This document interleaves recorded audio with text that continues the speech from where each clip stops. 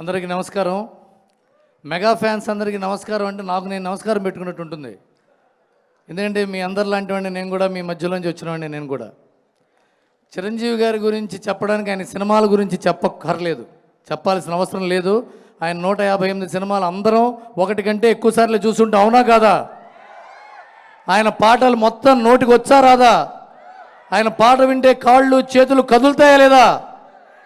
అది ఆయన గురించి మాట్లాడడానికి రవి గారు మాట్లాడినట్టు వెళ్ళిపోయాను.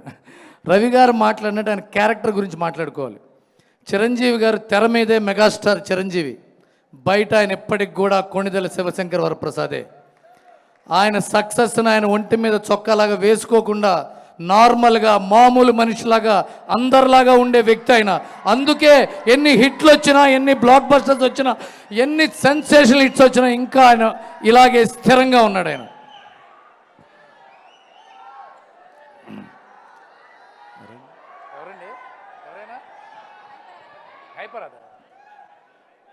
హైపర్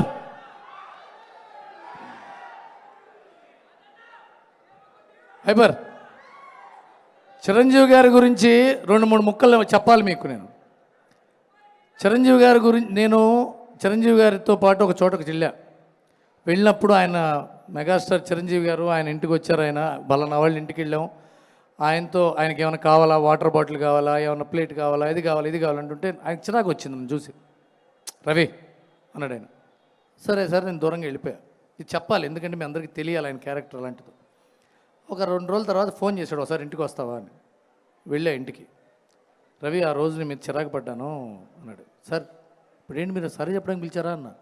అలాగే అదు, నువ్వు ఏమన్నా బాధపడ్డావేమో నేను. సార్ మీరు లాక్ కొట్టిన ఎందుకు బాధపడతాను సార్, మీరు చిరంజీవి, మీ కోపం వస్తుంది, మీ కోపం తెప్పించడం నా తప్పు అంటే. అలాగే అది నువ్వు బాధపడకూడదు. ఇది కొద్దిగా అన్నందుకు ఆయన ఇంటికి పిలిచి ఎక్స్ప్లెయిన్ చేశాడు. ఆయన అలాంటి మనసున్న వ్యక్తి. ఆయన ఎంత సున్నితమైన మనసు. అలాంటి మెగాస్టార్ ఇప్పుడు ఈ వేదిక నేను ఎందుకు మాట్లాడుతానంటే, అలాంటి లెజెండ్ ఆయన. ఇవాళ దాకా మైత్రి రవి గారు చెప్పినప్పుడు ఎన్నో సమస్యల్ని సాల్వ్ చేసిన పెద్ద మనిషి ఆయన.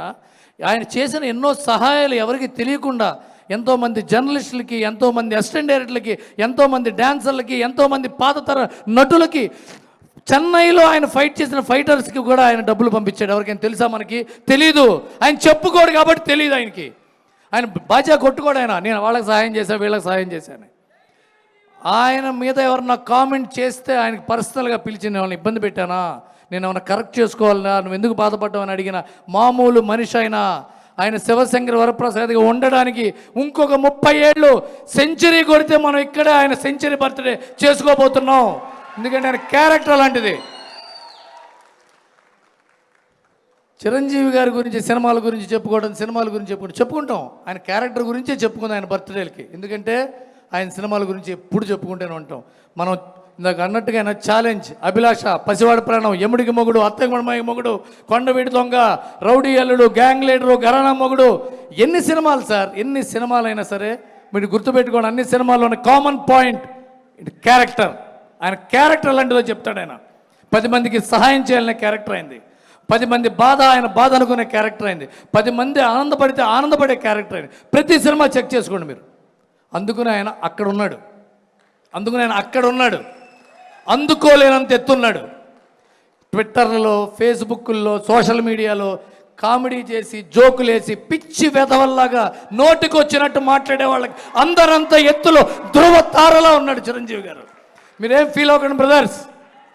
వాగుతూనే ఉంటాయి, ఏనుగు వెళ్తుంటే కుక్కలు మొరుగుతూనే ఉంటాయి. మొరగనివ్వండి, కుక్కలకు కూడా వీధికి కాపలా కాసే పని ఉందని గుర్తుపెట్టుకుందాం. గుడ్ నైట్, హ్యాపీ బర్త్డే అన్నయ్య. Thank you so much. So ఆయన అభిమానం ఏ రేంజ్లో వినిపించింది, ఏ రేంజ్లో సౌండ్ చేసిందో చూసాం కదా. సో నా పిలిచేదా ఎవరి కోసమైతే మీరు స్టేజ్ మీద ఆయన మాటలు వినాలని ఎదురు చూస్తున్నారో.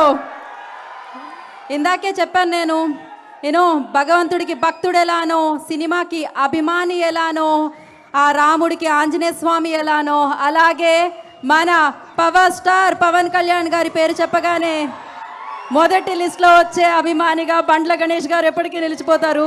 సో మెగా ఫ్యామిలీని అభిమానించే ప్రేమించే వ్యక్తుల్లో మొదటి వ్యక్తిగా ఉండే బండ్ల గణేష్ గారిని వేదికగా స్వాగతం పలుకుతున్నాము.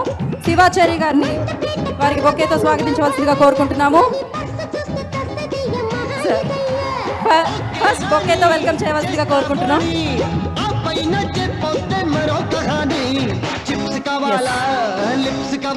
Hello hello